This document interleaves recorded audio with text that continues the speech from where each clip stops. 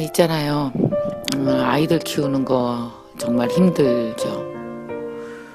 참 아이들을 보면 그 나이 때 내가 겪었던 것, 내가 고민했던 것을 하나도 빠뜨리지 않고 다 그대로 하고 있는 것 같아요. 지금 우리 딸 아이의 가장 큰 고민은 독립입니다. 지금 26이잖아요. 늘 저와 비교를 하는 거예요. 엄마는 몇 살부터 돈 벌었어? 20살. 엄마는 언제 독립했어? 완전히. 할아버지 할머니 도움 하나도 안 받고 22살. 그래, 난 엄마보다 4년이 늦었네. 이런 얘기를 하더라고요. 얼마 전에 참 우리 딸이 이제 어버이날이라고 선물을 사들고 왔어요. 속옷을 사들고 왔더라고요. 물론 내가 준 돈을 모아서 늘 선물을 하는 거, 뭐 이런 거는 고등학교 때까지 그러더니만 이제 아르바이트를 하기 시작하면서부터는 내가 준 용돈이 아니고 지가 번 돈에서 생일 선물을 사갖고 오더라고요. 참 작은 선물이지만 얼마나 크게 느껴지는지 정말 기특해요. 우리 딸이 와서 선물을 주면서 그 얘기를 하더라고요. 나는 항상 힘들 때면 생각하는 그 장면이 하나 있대요. 그게 뭐냐 그랬더니 나는 언제나 힘들 때면 엄마 20살 때를 생각해. 너 그거 보지도 못했잖아. 물론 내가 못 봤지. 엄마 20살 때 엄마가 어떻게 살았는지 내가 엄마를 본 적도 없고 엄마랑 나랑 육체가 다르니까 내가 엄마처럼 똑같이 경험했을 수도 없어. 그러나 상상할 수는 있거든. 엄마 책을 보고 상상하고 엄마 이야기를 듣고 상상하고 엄마 20살 때 4명이 같이 쓰는 한 부엌에서 자취생활 하면서 거기서 밥을 해 먹을 수가 없어서 방 안에서 라면 삶아 먹고 그러다 보니까 막 7kg가 빠졌다면서. 근데 얼마 전에 우리 딸도 지금 자취를 하거든요. 이렇게 라면에 그 밥에다가 햄을 구워 먹었대요. 근데 햄을 구워 먹으면서 우리 엄마는 20살 때 햄이 있었을까? 햄을 구워 먹었을까? 그 엉뚱한 생각을 했더라고요.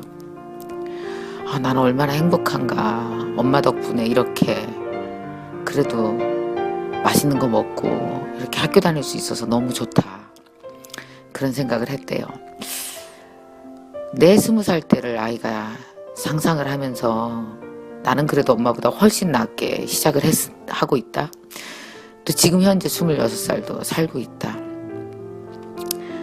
아이들이 참 안타깝게도요. 참 효녀효자인 거 아십니까? 늘 부모한테 굉장히 미안해하고 미안함을 지나서 죄책감마저 가지고 있어요. 기본적으로 아이들이. 그래서 아이들이 무엇인가 시작할 때 내 부모가 어떻게 생각할까를 뒤통수에 정말 한 보따리 한자로 매달고 시작하거든요. 나는 그걸 없게 해주고 싶었어요. 왜냐하면 저 역시도 항상 부모님이 내 뒤에 매달려 있었고 그것에 대해서 늘 생각하면서 조율해 왔거든요. 물론 그래서 뭐 잘못되진 않았죠. 그러나 만약에 대학 때 내가 학교 다닐 때 그 부모님이 뒤에 있다라는 걸 떼고 생각했다면 훨씬 더 자유롭게 내 자신의 꿈에 대해서 몰입할 수 있었다라는 생각이 들거든요. 그래서 우리 딸에게 그런 얘기를 해줬어요. 엄마 생각 절대 하지 마라. 엄마는 너 무슨 좋은 직장 들어갔다고 자랑하려고 너 키우는 거 아니야.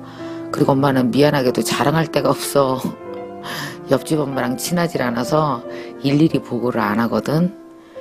내가 보고를 할 때는 네가 겪을 거 다 겪고 네가 실패할 거 다 실패하고 네가 한 40살쯤 돼서 우리 딸이 이런 힘든 고난을 거치고 이런 조율을 거치고 또 이런 실패와 거듭된 또 수정을 거쳐서 지금 여기에 왔어요 라고 그때나 얘기할지 모르지만 나 매달 혹은 매년 네가 어떻게 됐는지 아무한테도 보고할 때도 없고 자랑할 때도 없다. 너에게 스스로 자랑스러운 사람이 되면 되니까 그것도 중간정산 너무 자주 하지 마. 내 생각에는 15년에 한 번씩 하면 돼. 35살쯤 한번 생각해보고 한 50대에서 한번 생각해보고 이래도 충분하거든. 그러니까 중간정산해서 26살 때 정산해서 엄마한테 보고서 안 내도 돼. 부담 갖지 말고 또 엄마한테 미안해하지 말고 특히 절대 죄책감 갖지 말고 네 시간을 살아라 이렇게 얘기해 줬거든요. 참 애들 어버이날 선물 받으셨어요?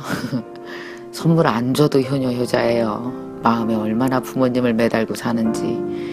자, 아이들이 자기의 시간을 떳떳하게 살아갈 수 있도록 다소 느린 시간조차도 당당하게 살아갈 수 있도록 우리 옆집 가서 자랑하지 말고 그냥 혼자만 생각하고 혼자만 알고 좀 기다려줬으면 좋겠네요.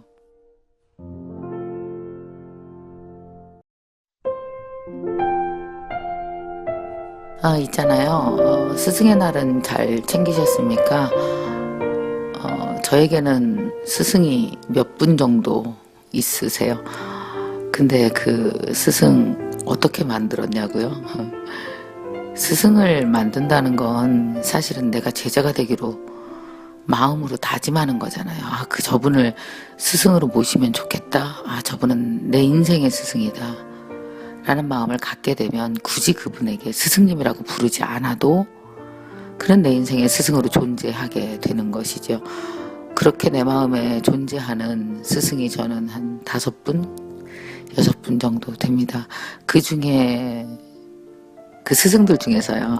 김미경이가 나를 스승으로 생각하고 있구나 라고 느끼는 분도 있고 어떤 분은 그렇지 않은 분도 계시죠. 왜냐하면 저의 멘토세요, 저의 스승이세요 라고 말하는 순간 너무나 부담스러워하는 분들이 계십니다. 왜냐하면 그 중에는 저보다 나이가 어린 스승도 꽤 있거든요. 반 정도 되는 것 같네요. 꼭 나이가 많다고 스승이 되는 건 아닌 것 같아요. 그로부터 배울 것이 있는 사람이 스승이죠. 참 이 스승을 모시고 산다라는 것, 마음의 스승을 모시고 산다라는 것은 내 마음에 강한 끌림, 강한 중력을 만드는 것이잖아요. 그의 옆에서 그가 나에게 주는 영향권 내에서 궤도를 돌고 있는 것이기 때문에 그 궤도가 얼마나 이롭고 아름다운지 모릅니다. 그런 궤도 안에서 돌고 있다는 것만으로도 사실은 그의 영향을 받고 있는 것이고 그의 삶을 닮아가는 것이고 그런 것이거든요. 참 이상하게도 꼭 나이가 많은 사람보다는 나이가 어린 사람들에게서 배울 수 있는 것들도 저는 너무나 많았었거든요. 이렇게 스승의 날 하다 보니까 어느 날 문득 왜 제자의 날은 없는 거야 그 생각을 하게 됐어요. 사실 우리 직원들은 저를 회사 대표, 회사 사장이라기보다는 스승으로 챙기는 사람들이 더 많습니다. 그래서 항상 제 생일보다 스승의 날을 더 많이 챙겨주고요. 스승의 날 감사의 마음을 담은 편지도 보내오고요. 문자도 보내오고요. 그게 너무 고맙더라고요. 그걸 보면서 왜 이렇게 스승의 날도 그렇고 스승의 날이 아니라 할지라도 이렇게 스승을 챙기는 마음이 있고 그 마음을 1년간 품는 것, 유지하는 것 되게 힘들 텐데 사실 제자로 사는 것이 더 스승보다는 훨씬 더 어려운 일이겠다라는 생각이 드는 거예요. 스승이 너는 내 제자야 이렇게 마음 품는 것보다 사실은 당신은 내 스승입니다 라는 마음을 품어야 스승의 날이 존재하고 관계가 존재하잖아요. 어느 날 그래서 생각했어요. 제자의 날을 만들어야 되겠다. 뭐 거국적으로 만들자는 거 아니고요. 그냥 제가 내 마음속에 내가 제자로 생각하는 사람들이 몇 명이 있을까. 내가 제자로 생각하는 사람들, 가까운 사람들을 다 불러 모아야겠구나. 그러면 5월 15일이 스승의 날이니까 그럼 6월 15일은 제자의 날로 만들어야 되겠다. 그 있잖아요. 발렌타인데이, 화이트데이 서로 상호 간에 벌어지는 그 관계는 상호 간에 챙겨줘야 되잖아요. 그래서 6월 15일이 제자의 날로 정했습니다. 내가 마음속에 제자로 품고 있는 가까운 사람들을 불러서 오라고 해야죠. 맛있는 거 사주고 그동안 1년 동안 또 고생했다. 새 힘 갖고 살 수 있게 또 여러 가지 이야기도 좀 나누고 그러고 싶거든요. 여러분도 혹시 마음에 제자로 생각하는 사람, 참 그 사람이 잘 됐으면 좋겠다라고 늘 마음으로 품고 있는 사람이 있으십니까? 한번 챙겨주세요. 큰 힘 받을 것 같은 생각이 드는데요.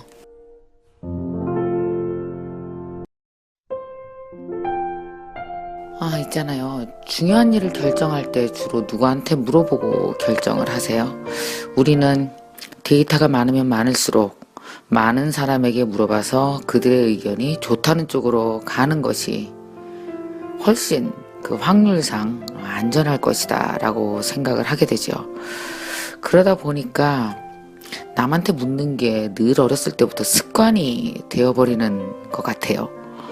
내가 어떤 남자를 사귀면 좋을까? 내가 무슨 대학을 가면 좋을까? 요즘 어떤 전공을 택하면 좋을까? 내가 직업은 어떤 걸 가지면 좋을까? 자, 이런 것들이요, 사실은 그렇게 남한테 물어보고 결정해야 될 것들이 아니죠. 사실은 일단 결정이 나면 내 온몸과 온 마음을 써서 해야 되는 일들이잖아요. 그냥 나 오늘 무슨 버스 어느 버스 탈까? 아주 사소하게는 나 여행 어디 갈까 정도는 남한테 물어봐도 되겠네요.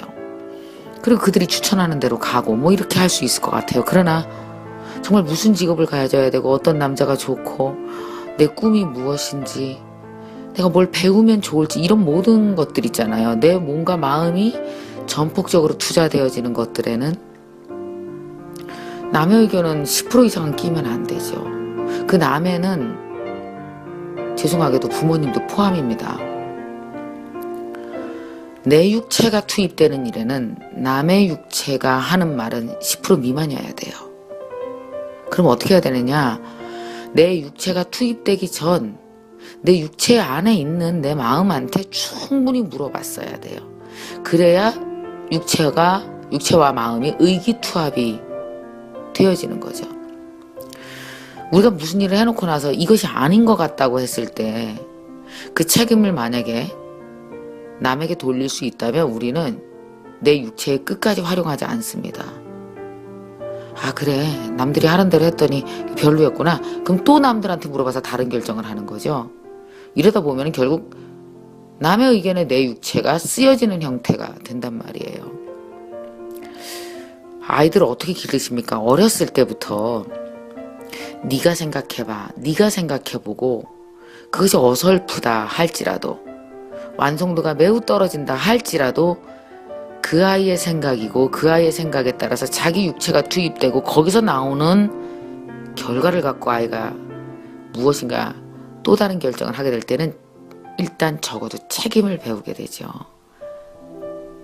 그리고 자기한테 묻는 방법을 배우게 되죠. 나한테 나와 끝까지 대화해서 내가 진짜 원하는 게 뭐고 어떻게 하는 게 좋을지 더 깊게 생각해야 되겠구나.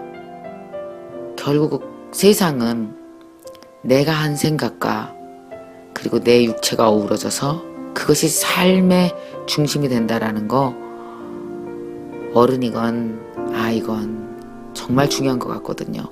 여러분 혹시 요새 중요한 거 결정할 거 있으세요? 절대 남한테 묻지 말고 여러분 스스로에게 묻고 그리고 나서 여러분 육체를 쓰시기 바랍니다.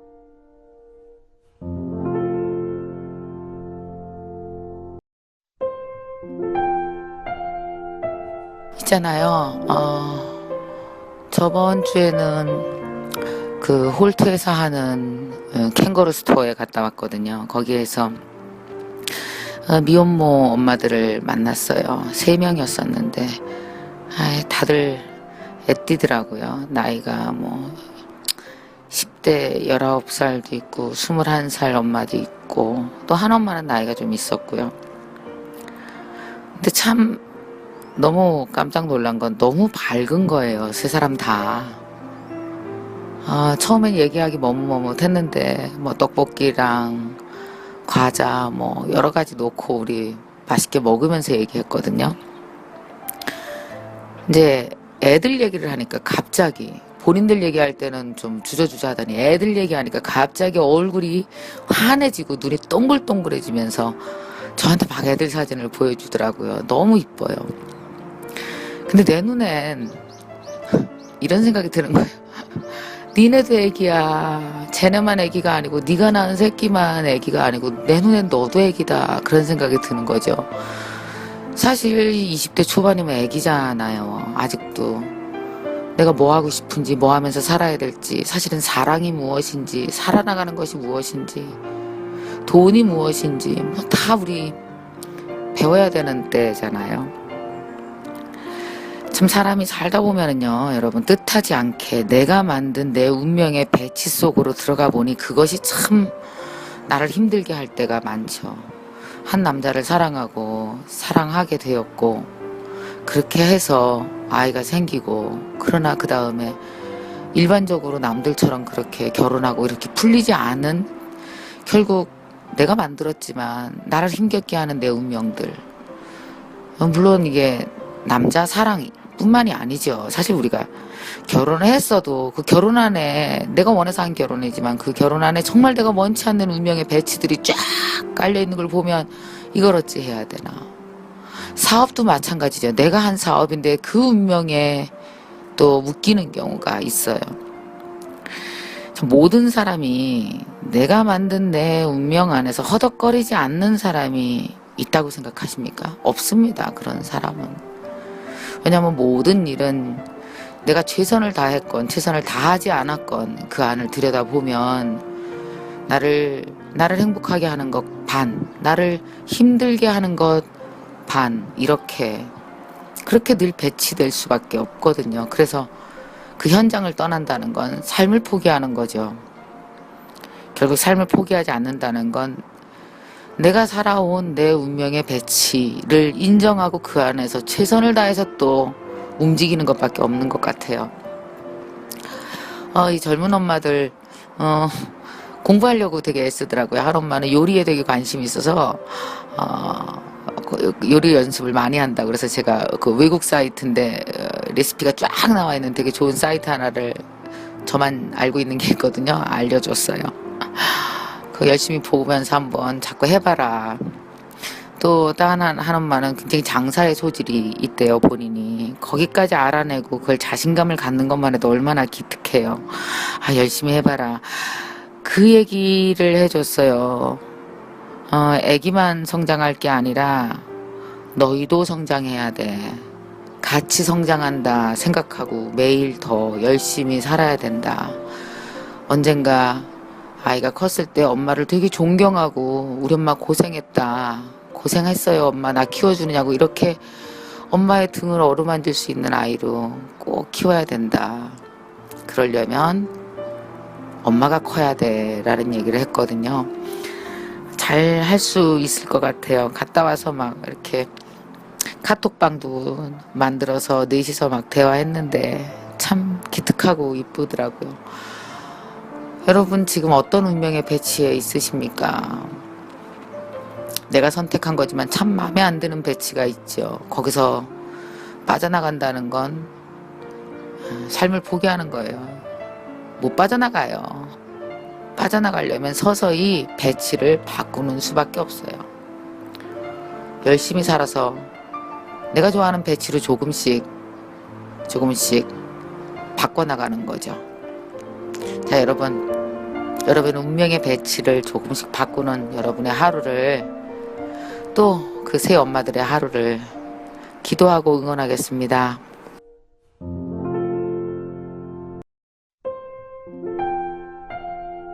있잖아요.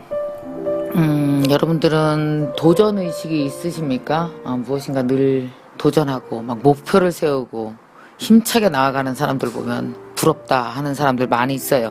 우리 직원들 중에서도 그런 친구 있거든요. 저는요 뭔가 도전 정신이 모자란 사람 같아요. 그리고 친구들 중에서 막 목표를 가지고 막 달려가는 사람들 보면 너무 부러운데 난 그게 없어요 라고 얘기하거든요. 근데 가만히 보면 그 사람은 도전 정신은 별로 없는 것 같은데 정말 하루하루는 되게 열심히 살거든요. 그러니까 자기한테 맡아진 일, 주어진 일이라는 게 있잖아요. 우리가 살다 보면 뭔가 이렇게 내가 특별히 목표를 세운 것이 아니고 내가 특별히 도전하는 어떤 그 목표물이 있는 거 아닌데 늘 그렇게 자기도 모르게 목표가 배치가 되잖아요. 그냥 인생에 애 잘 키우기 뭐 어떤 순간에는 정말 우리 직원 중에는 아이가 잘 안 생겨서 되게 고생하는 친구가 있단 말이에요. 그거는 어떻게 운명적으로 다가온 나의 목표들 있잖아요. 내가 굳이 세우지 않아도 그런 어떤 아이를 빨리 갖기 위해서 하루를 그렇게 잘 지내야 되는 것, 좋은 걸 먹어야 되는 것,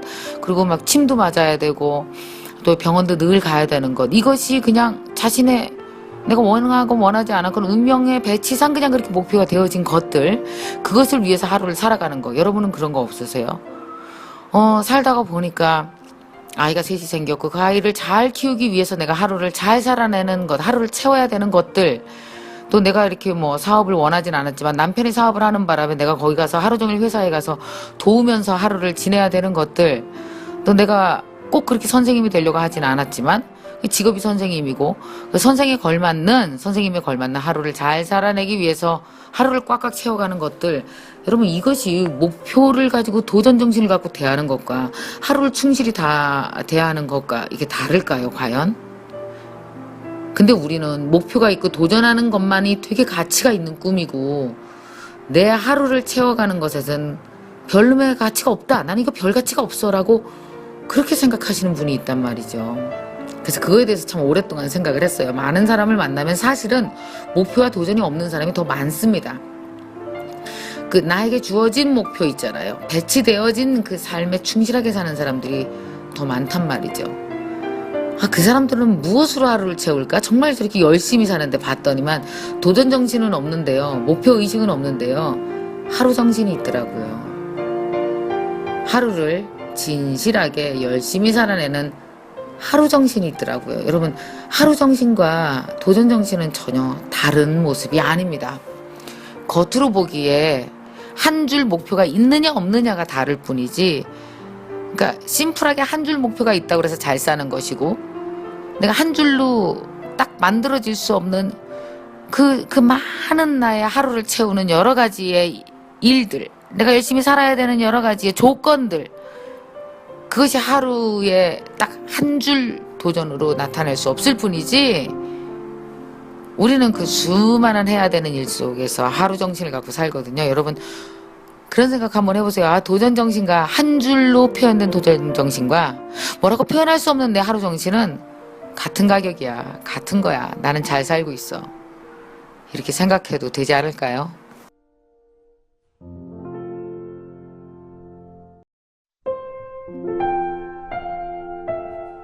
있잖아요. 오늘은 제 선생님에 대해서 좀 말씀을 드리려고요. 공부를 하다 보니까 만나는 사람마다 이 사람 내 선생님이 되겠구나 라는 느낌이 드는 분들이 있어요. 근데 그게 나이를 갖고 스승이 되고 그러는 건 아닌 것 같습니다. 제 선생님 중에 여러분이 있습니다만 그 중에 한 분이 이번에 책을 냈어요. 제목은 직관하면 보인다. 참 제목도 잘 지었다 싶어요. 왜냐하면 그 선생님을 한마디로 말하면 뭘까? 한 단어로 표현하면 직관이거든요. 한 3년여간 그 선생님을 보면서 내가 선생님에게 호를 붙인다면 직관 신기울이라고 하겠다, 이런 생각을 했었어요. 그 이유는 뭐냐면 참 신기해요. 그냥 알아요. 그냥 안다는 게 뭐냐면 내가 어떤 정보를 주거나 지금 나의 상황에 대해서 얘기하거나 내가 속상한 거, 내 몸이 어디 아픈 거 이런 거 전혀 얘기하지 않아도 그냥 이렇게 웃고 있단 말이에요.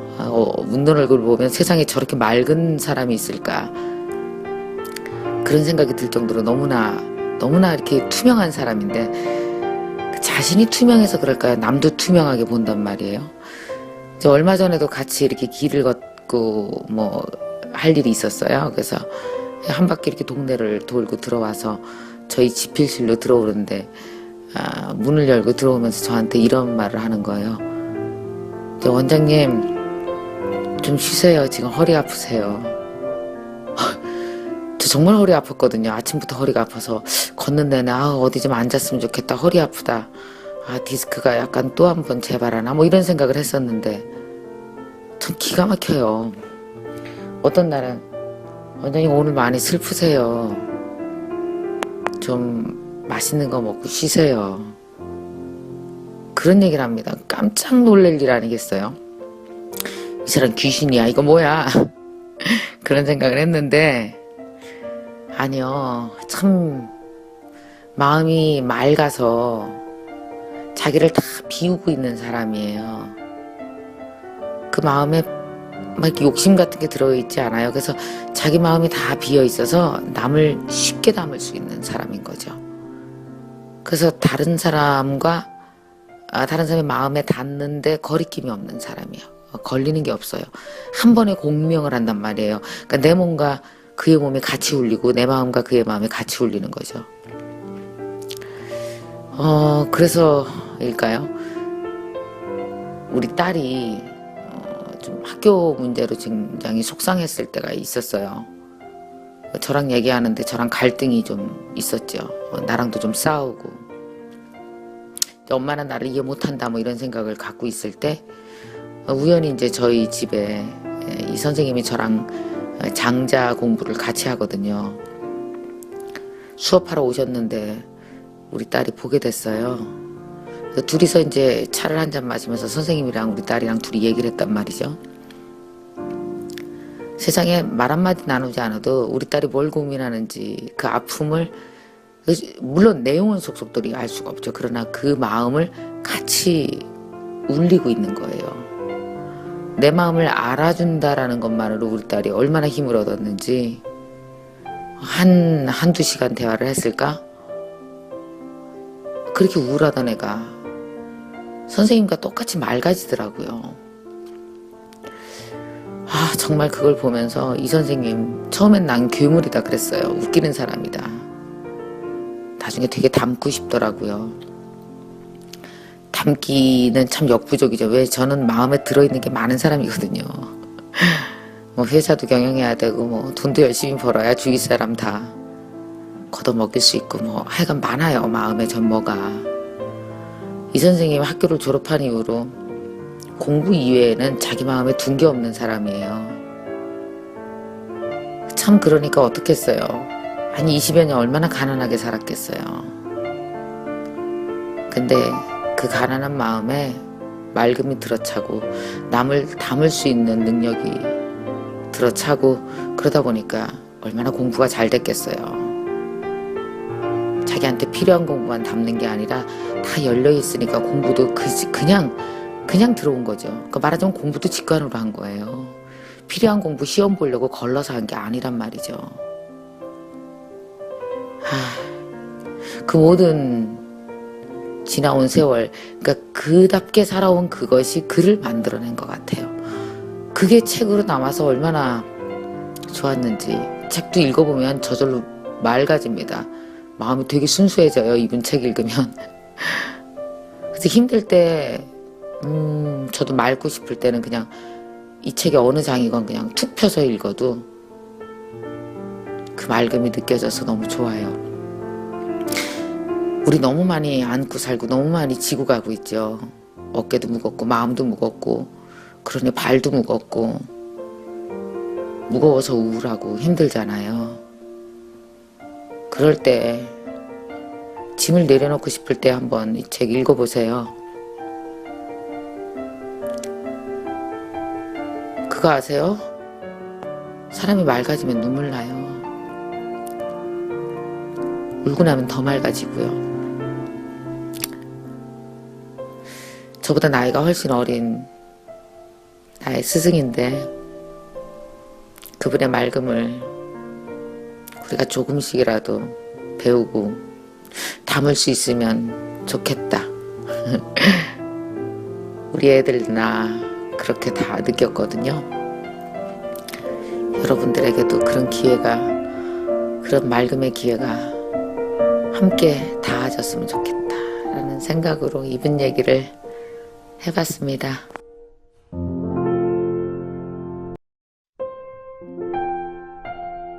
있잖아요. 저는 굉장히 좀 급한 성격이거든요. 뭔가 하고 싶은 게 있으면 당장 해야 돼요. 사고 싶은 게 있으면 당장 사야 돼요. 근데 또 보면 완전히 다른 사람들이 있어요. 여러분들 어떠세요? 이렇게 배우자와 되게 다른 성격이 있잖아요. 나는 빨리 하고 싶고 하고 싶은 게 있으면 당장 가서 막 보고 후다닥 결제하고 막 집으로 갖고 오고 그래야 되는데,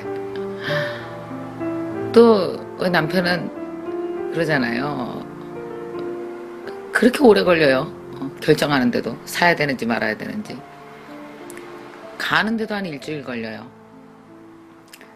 또 갔다가 또 돌아와요. 별로 안 필요한 것 같다고. 그러다가 이제 한 2, 3주 후에 가서 사와요. 아우, 답답해 죽을 것 같죠. 저래 갖고 어떻게 사나, 뭐 그런 생각이 든단 말이죠. 또 저는 아침에 되게 일찍 일어나요. 원래 아침잠이 없어요. 그래서 뭐 빠르면 5시, 뭐 6시면 무조건 일어나죠. 일어나서 12시까지 심심해 죽어요. 특히 일요일 날은 아무도 안 일어나니까. 그래서 사실은 저 혼자 일요일 날 6시간 새벽에 노는 게 사실은 되게 재밌거든요. 참 사람마다, 또 어떤 사람은 굉장히 늦잠을 자고. 그래서 과연 뭐가 맞는 건가? 또 우리 애들은 정말 느려 터져요. 뭐 일요일이면 막 12시까지 잠을 잔단 말이에요. 뭐 빨리 하라고 그래도 느려 터지고. 저래 갖고 어떡하나 참 걱정이 됐는데, 제가 요즘에 많은 젊은이들을 만나면서 그런 생각이 들더라고요. 세상에 아내는 그렇게 늦잠을 잔답니다. 걔는 너무 졸려서 학교를 못 다녀서 자퇴한 애예요. 참나. 공부도 잘했는데 기가 막히죠. 2시에 일어나고 그래요. 근데 굉장한 뮤지션이에요. 기가 막혀. 원래 음악은 밤에 해야 잘 되잖아요. 이런 생각이 들더라고요. 사람마다 각자 생명의 시간이 다르구나. 각자 생명의 시간이 다르구나, 이런 생각이 들더라고요. 제 생명의 시간의 어떤 리듬과 그 친구의 생명의 시간의 리듬은 되게 다른 거죠. 그러니까 그 시간이 다르다는 건 뭐가 다른 거냐면, 언젠가 그 사람이 능력을 발휘하는 시기도 다 다른 거고요. 또 그 사람이 하루를 보내는 리듬도 다른 거죠. 누군가는 아침에 일어나고, 누군가는 늦게 일어나서 밤늦게까지 활동을 하고, 또 누군가는 굉장히 급하게 일을 처리해야 되고, 어떤 사람은 아주 심사숙고해서 천천히 그 일을 처리해야 되는 사람이 있고. 사람마다 뱃속에 들어있는 각자 생명의 시간이 다 다르구나, 그렇게 생각하고 나니까 아이들이 안 꼴보기 싫은 거예요. 처음에는 왜 이렇게 늦게 일어나는지, 왜 이렇게 느려 터진지 그랬는데, 우리 아이는 나와는 다른 생명의 시간을 살아가는구나, 그 아이의 생명의 시간을 존중해줘야지 라고 생각을 하니까 느려 보이지 않고 오히려 차곡차곡 쌓아가고 있고, 자기의 리듬에 몸을 맞춰가고 있는 연습을 하는구나, 이런 생각이 들더라고요. 여러분, 집안에 있는 식구들 한번 다 쳐다보세요. 아니면 직장의 직원들 한번 쳐다보세요. 각자 다 몸이 다른 만큼 각자 다른 생명의 시간을 가지고 그 시간을 타면서, 리듬을 타면서 살아가고 있답니다.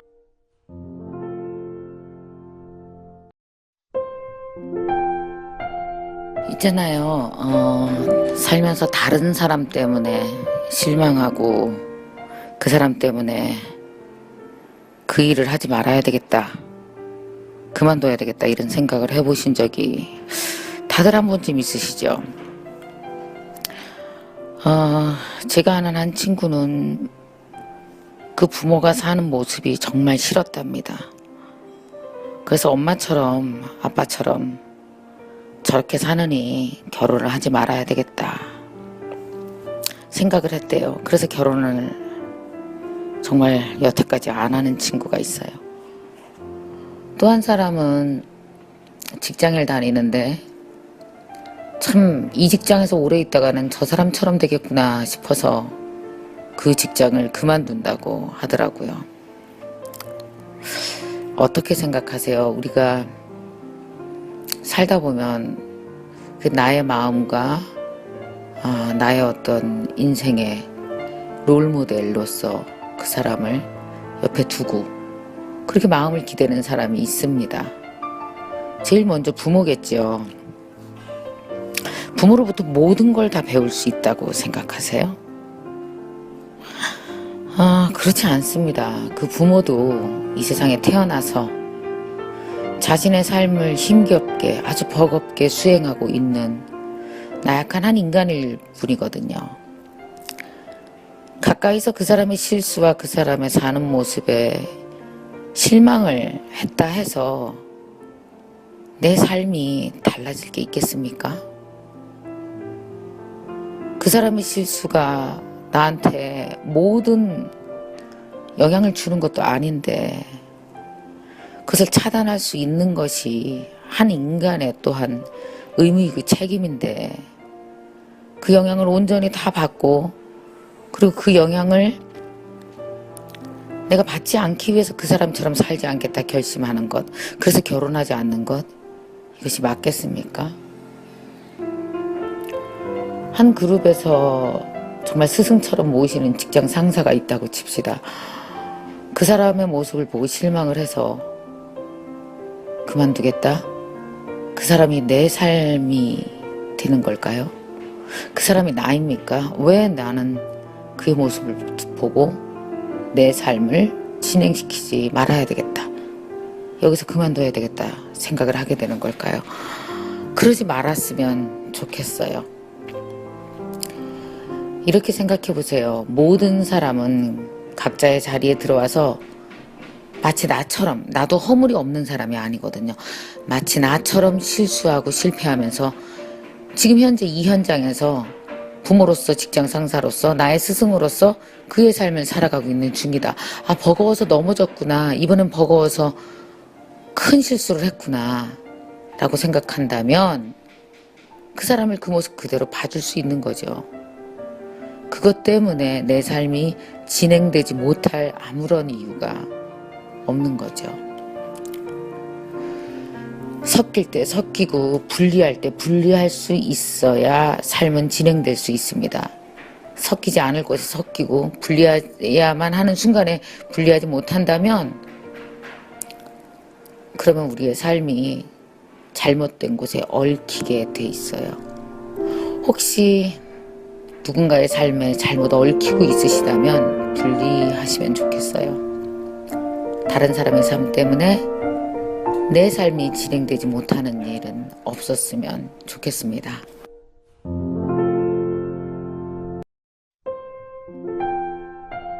있잖아요. 여러분들은 어떤 친구 만나는 걸 좋아하세요? 또 친구 만나는 그 흐름이 좀 바뀌지는 않았나요? 저는 바뀌었어요. 몇 년 전만 해도 제가 자주 만나던 사람들은 주로 사업상 만나는 사람들, 그런 분들이었거든요. 진짜 만나면 각자의 목표, 도전 뭐 이런 걸 가지고 뛰는 사람들이었기 때문에 막 나도 뭐랄까 이렇게 막 걸음이 빨라지는 것 같은 거 느낌, 오히려 내가 느리다는 생각이 들 정도의 사람들. 내가 저번 달에 뭘 했다, 내가 뭐 내년엔 뭐에 도전한다, 막 이런 얘기들을 많이 한단 말이죠. 물론 그런 사람들 때문에 뭐 자극도 되고 더 열심히 뛰어야지 뭐 이런 생각들을 했단 말이에요. 근데 참 이상하게 나이가 한 51살쯤 되면서부터,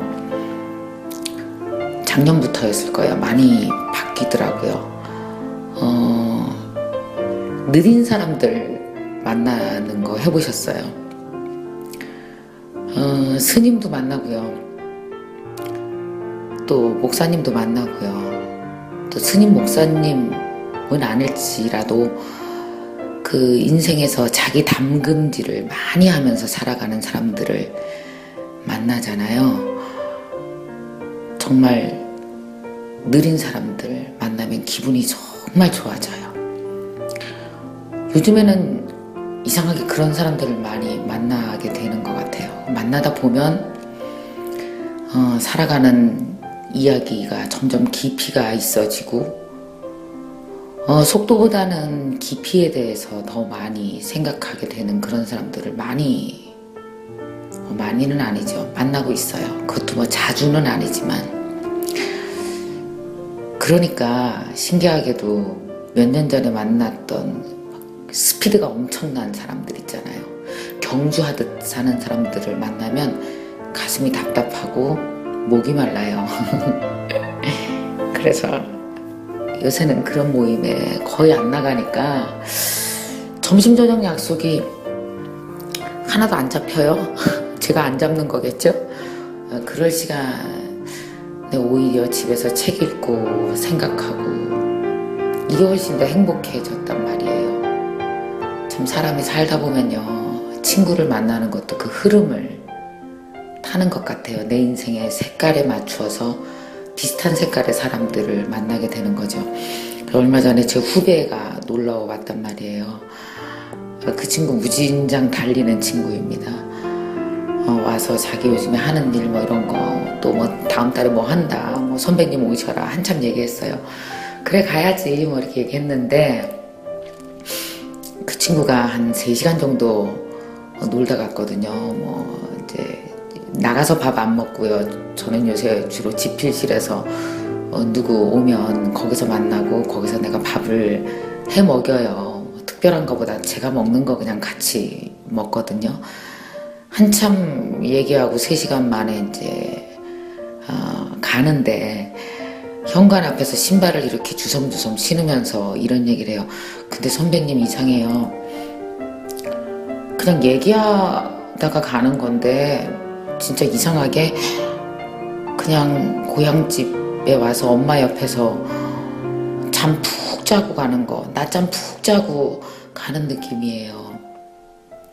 그 얘기를 들었는데 제가 요즘에 만나는 몇몇 분이 꼭 나에게 그런 느낌을 줬었거든요. 꼭 낮잠 잔 것 같은 느낌. 제가 요새 그런 생각했답니다. 내가 제대로 나이 먹어 가는구나.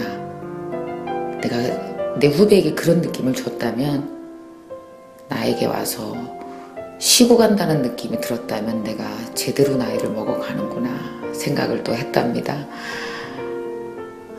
나이에 따라서 만나야 되는 사람, 친구가 되어야 되는 사람의 흐름이 바뀌는 건 정상인 것 같아요. 그러나 왜 그런 거 있잖아요. 나이에 맞게 바뀌는 거는 또 중요하지 않나 하는 생각도 요새는 그냥 문득 해봤어요. 여러분도 요즘 만나는 사람 어떤 사람인가, 친구에 대해서 한번 생각해 보시면 어떨까 싶네요.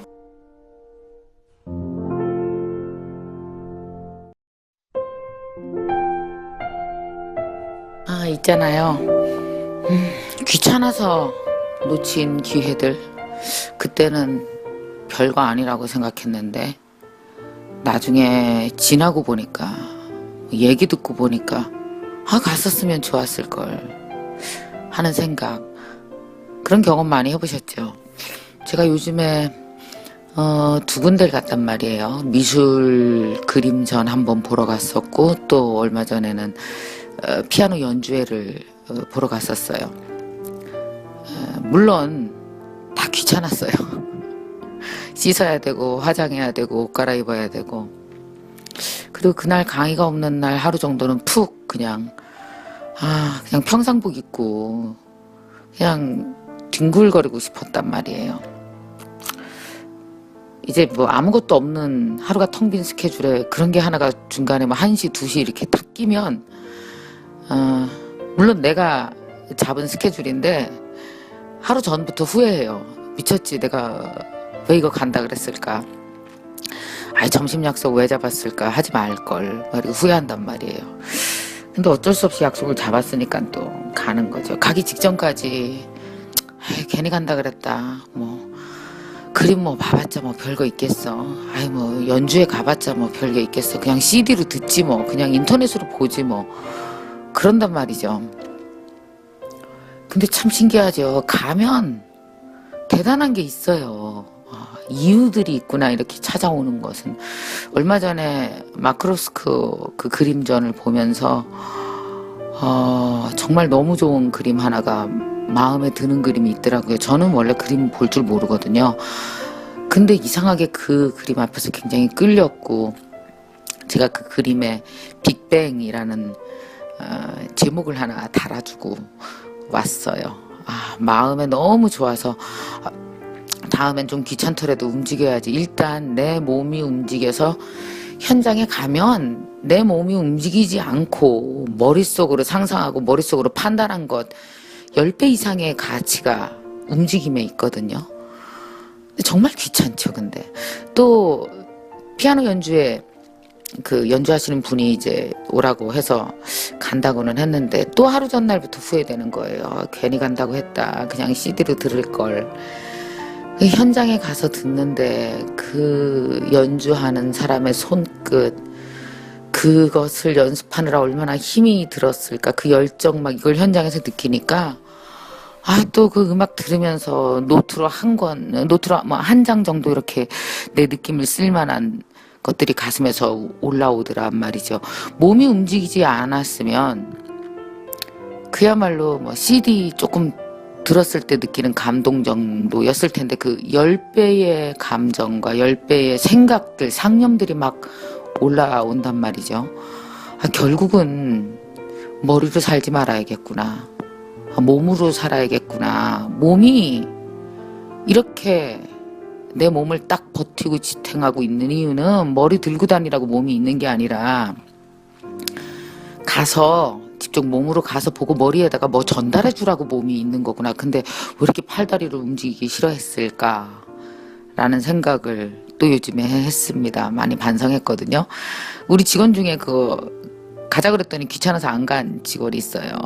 갔다 온 저보고 어우 너무 부럽다고 다음에 꼭 자기 데리고 가라고. 그래서 그래 가자. 그러고 얼마 전에 또 뭐 하나 건수가 있어서 같이 가자 그랬더니 또 귀찮아하는 거예요. 사람이요, 귀찮으면서 빠져나오는 게 엄청나게 힘듭니다. 우리 머리로 원격 조절하면서 살려고 하지 말고 몸을 좀 데리고 다녀보죠. 그래서 그 몸이 느끼는 대로 인생이 흘러가는 것, 머리가 생각하는 대로 흘러가게 두지 말고 몸이 움직여지는 대로 내 인생이 흘러가는 것 해봐도 좋을 것 같아요. 역시 부지런한 것만큼 인생을 느낄 수 있는 건 세상에 없는 것 같습니다.